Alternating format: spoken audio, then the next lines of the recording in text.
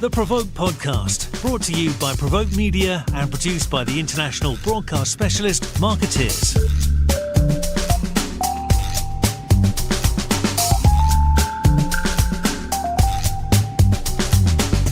Hi, I'm Diana Marzalek. Welcome to the Provoke Podcast. Talking today about a subject I'm quite interested in and excited to delve into, about news influencers, both looking at what a news influencer is, who that person is, and how communicators can engage with them. We have a real live, very successful news influencer with us today. Aaron, you want to introduce yourself? I'm so excited to be here. My name is Aaron Parnas. I am a news influencer journalist on all platforms. I have about 7.5 million followers currently, where I just provide anywhere from 15 to 20 updates per day, every single day, educating people, especially young people, about the news and current events in this world. So super excited to be here. Great. And we also have a very exciting Jaclyn Rothenberg here with us. Jaclyn, you want to introduce yourself to us too? Sure. I'm Jaclyn Rothenberg. I'm a senior vice president at Avoq, where I counsel clients on all things media relations, strategic communications, and crisis communications. I'm really passionate about this topic because as we've seen the news media landscape change, I've been fortunate to work with Aaron and others to be able to reach new audiences and young people as they gravitate towards their cell phones and talking to news influencers and getting their take. Great. You mentioned the changing news landscape. This is always a work in progress, right? It's never quite, and it's always in motion. But the idea of a news influencer, if we could delve into that a little bit, Aaron, can you explain exactly, how do you define a news influencer? I think it depends on who the person you're talking about is, honestly, because I don't consider myself a news influencer. I consider myself a journalist just on the social media. I think in this day and age, a lot of people use the term news influencers, depending on the person, in a way to kind of reduce the quality of the social media content. To me, journalism, whether you're doing it on cable news, social media, in print, or on radio, you're all content creators. You're all influencers. Jake Tapper is as much of an influencer as I am, just a different platform. And so I think it depends on the influencer that you're talking about, truthfully.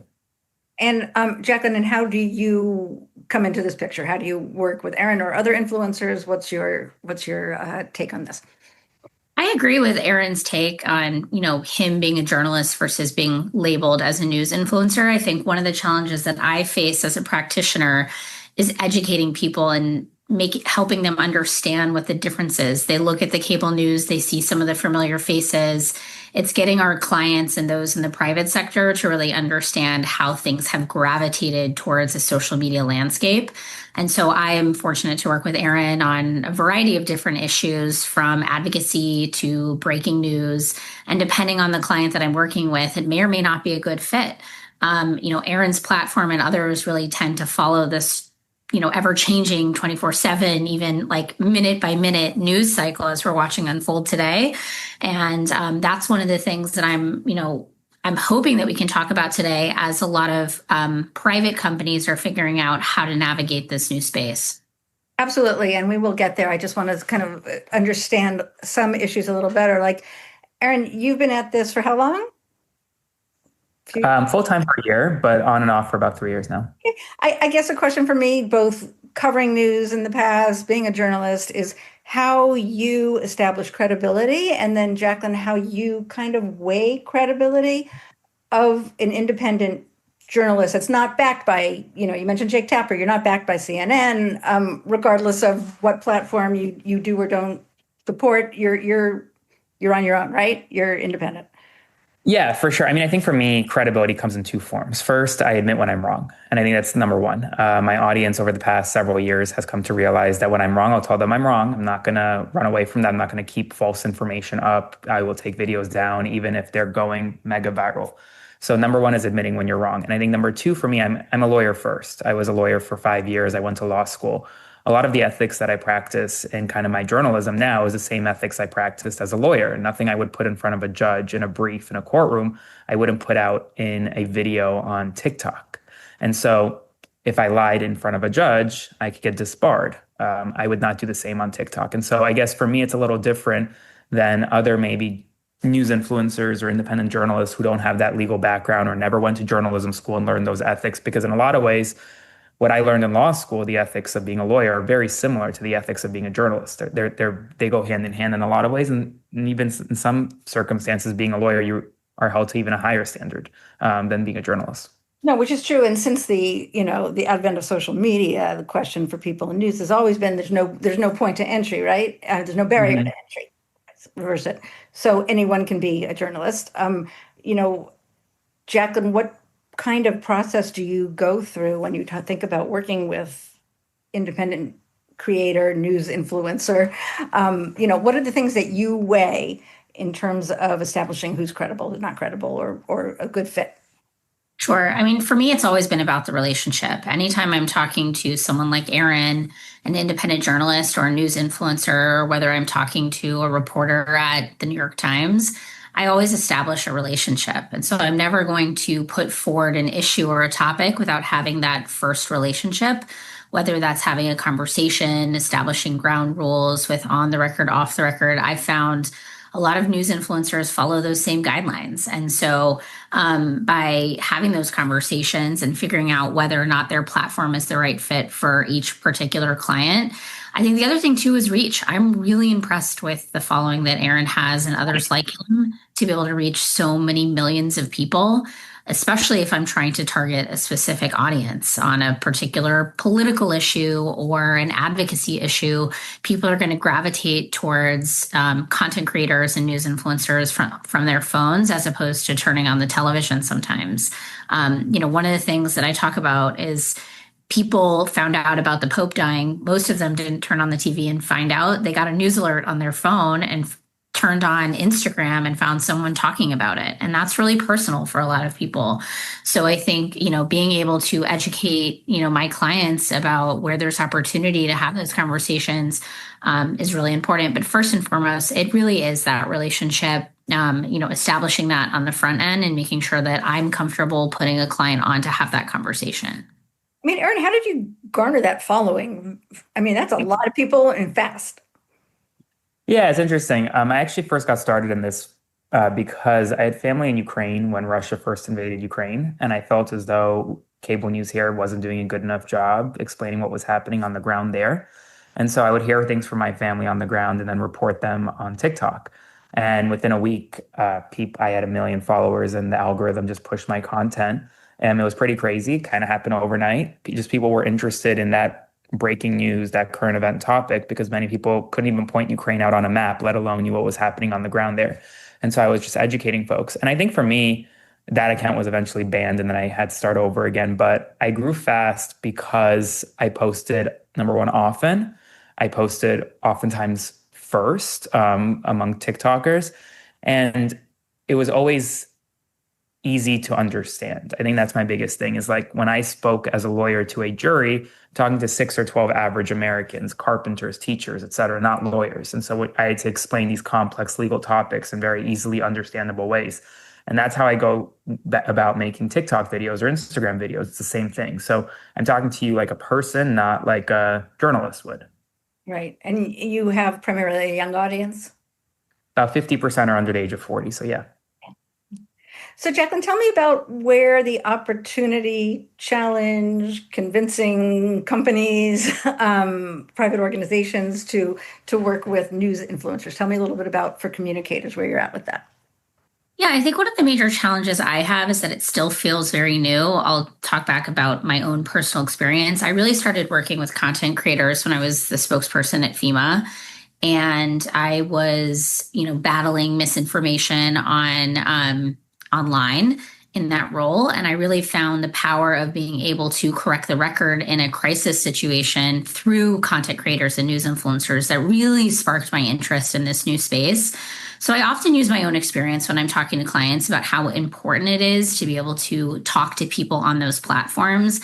I think it still feels a little bit foreign to people. The way that they do the interviews, it's not sitting in a chair with an earpiece and talking to, someone on television. They don't see it when they turn on their TV. I think sometimes clients are still trying to figure out what is the ROI or what are my KPIs, as we like to say, and on the communications side.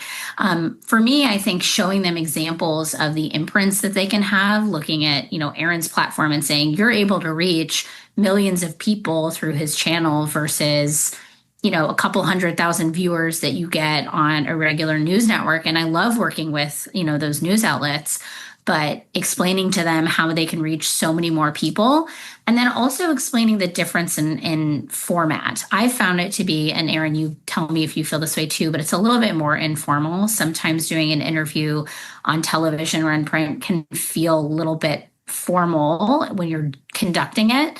I think that this is a little bit more personable, as Aaron was saying, talking to real people, having those conversations feels a little bit different, which clients are still trying to wrap their heads around a little bit. And what's the difference when you're talking about a news influencer versus a digital journalist? Either of you. I don't know, Aaron, what do you think? I don't know, honestly. I mean, I think it's the same. Okay, I'm gonna say something that may seem controversial and kind of yay. or industry spaces, but I'm kind of sick and tired of the consultant speak. There's no difference to me than a creator, influencer, digital journal. I mean, these are just buzzwords that people use to describe people in different ways. I think ultimately it's about the work that they're doing rather than the title that they have, if that makes sense. So to me, a digital journalist can be an influencer, can also be a creator. It's just how you describe them and what that means to you. Okay. And so your task, Jaclyn, is getting your clients to understand that. Yeah. Absolutely, which is why I'm happy we're doing this, because that's one of the things that I'm hoping to grow, especially here at Avoq. Having my clients do interviews with people like Aaron and having that be the new normal. As we're seeing more and more people look to their phones, I think that we're growing with the times. We have to be talking on every platform. That doesn't mean that we're going to stop pitching our clients to TV or to radio or to print. It just means that making sure that you're communicating on Substack, TikTok, and Instagram is a part of that strategy. Frankly, one I'm excited about because I think there's a lot of opportunity. There's opportunity for collaboration, original content, really getting out there and telling your message and story on all these new platforms that young people are really gravitating towards. And I imagine you have to break. I mean, you still have the aspiration of being in the New York Times, right? Or the Wall Street Journal, or it's a mental barrier, at least for older generations or established generations, I'll say, opening up. Yeah, I would say that, but I would also argue that if you do an interview with a independent journalist / news influencer, it can also end up in the New York Times. I think people underestimate, at least from my perspective, when I did an interview in my last job, which was with Midas Touch, it actually ended up getting printed in, regional publications. And I was really impressed by that. And I use that as a talking point to say, like, everyone is watching these platforms. So the New York Times could totally write a story using quotes in an interview that you did with someone like Aaron. And I think that's really valuable. There's something putting the words news and influencer together versus a journalist, right? I mean, Aaron, how unbiased, biased, how do you approach your stories? I approach them by just giving the facts. Okay. To me, my opinion is irrelevant in my reporting. And if you watch my videos, I don't say the words I think or what, in my opinion, or any of that. I don't think that's a journalist's responsibility. There has been only 1 or 2 times in the past 3 years where I actually have given like a full frontal my opinion, and it was related to Ukraine and my family being there. But other than that, I try to stay as kind of neutral as possible. I think any journalist who says that they're completely unbiased is lying to you. I think there's bias in everything that is written and everything that is done. And that's why it's so important to just stick to the facts. Yep. And where do you see this emerging? I mean, you must deal with colleagues, maybe you don't deal with colleagues, but others like you who are trying to establish themselves in this space. What are you seeing? Is it tough? Is it growing? Is it not growing? What's going on? Well, I think I'm going to be honest with you. I think that there are a lot of people who call themselves journalists who are political commentators on these platforms. And I think that is a barrier that we need to overcome. I think that the political commentator space is definitely growing. I think the journalism space online is growing, but in a different way. It's more kind of these establishment journalists leaving establishment networks and starting off on their own. Jim Acosta just did it on Substack. Other people are doing it regularly. And I actually talk to a lot of them weekly, and a lot of them say like we don't know what we're doing. Like it's a whole new world for them. They don't know how to operate TikTok. Many of them, like so. I think that there is still a lot of growth in this space, in the journalism space on social media. But I will say, give it 5 years, and I think there'll be something new, and people will be just thinking social media journalism is normal, just like cable is now. Can I add one thing? I just saw the other day that the Washington Post has now started their own Substack as a part of their content strategy. And so that for me shows that it's not a matter of if or when, it's you have to do it. It is a need. It is the way things are trending. And I tend to agree with Aaron. I think this is really a new space and some of it will feel uncomfortable. It is new. I think we're going to continue to change. Some of my clients are going to be facing some big news in the next 3 years. I think Aaron's right. We could totally see another platform. We're also seeing a split in platform. You see people getting their news from different platforms, whether you're following Truth Social or you're on Substack, or you tend to gravitate towards Blue Sky. I think it's getting harder for at least the communication side of folks to figure out like, where do you need to be? X has changed a lot since it started. It is a completely different platform, but I think that video content is where it's, this mix of TV meets social that people are really saying, wow, this is something new and different, and realizing that they need to be there too. So your relationship, I know you two have worked together. Do you work together in that you but you communicate with Aaron in terms of the way you would in media relations, or would a creator wanting to do something for a client? I treat Aaron like a journalist, the same way that I would treat someone at the New York Times or MSNBC. I've gotten to know Aaron, and we've talked about this some, and Aaron chime in too, but I reach out and say, hey, are you interested in this? And he can say, nope, it's really not what I'm covering right now. Or yes, send me more information. I've always prided myself in having good relationships with journalists. And so I really try to practice that in every relationship that I have, understanding that they have a job to do too. Aaron has a platform and a network and doesn't take every piece of content. If you don't hear from him, it's not personal. He gets thousands of pitches a day. And so, lucky for me, I've gotten to know him and have gotten to have some of my clients on his platform, which has been really great for some of their work, but it's not a fit for all of them. It only fits for some of them, and if it's something that he's interested in covering. So what should, from both of you, communicators who are hearing this and they're like, okay, I'm going to go down this road. Aaron, advice to the communicators who are representing their clients or whomever it is, what should they know before contacting you? A couple of things. Number one, in the initial email that you send me, give me all the information. The number one, my biggest pet peeve, and I will never respond to anyone who emails me and says, hey, I have a piece of information. Can we set up a call? You're not going to get a response. And it could be the biggest breaking news in the world. I just don't have the time or the capability to go sit for 30 minutes and listen to a call. In your email, tell me exactly what you're pitching, when you have it under embargo for, et cetera, and move on. I think that's number one. I'm sorry, I didn't mean to interrupt you. Are you your own operation? Like, do you work? Yeah, it's just me. I have like an agency that helps with like speaking opportunities and things like that, but the day-to-day is just me. Okay. Jaclyn? Yeah, I didn't mean to cut you off. I keep cutting you off.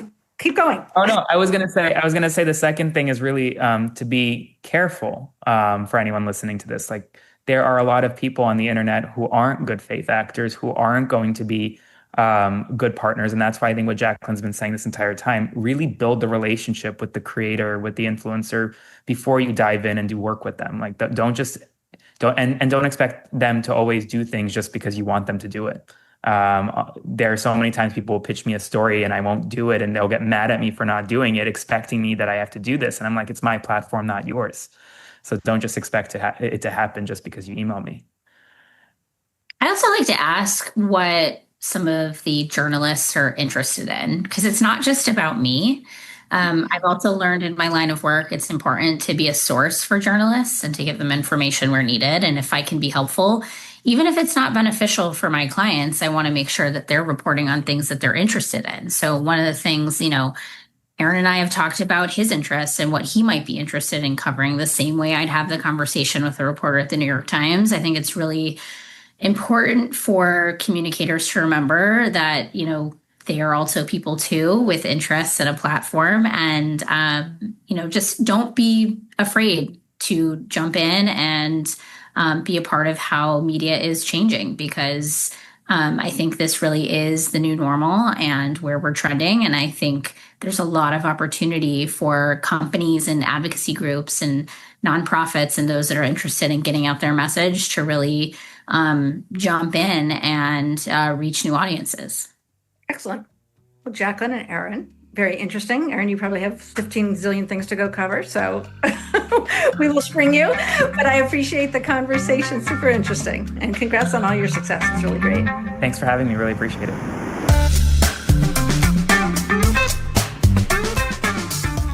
You've been listening to the Provoke podcast, brought to you by Provoke Media and produced by the international broadcast specialist Marketeers.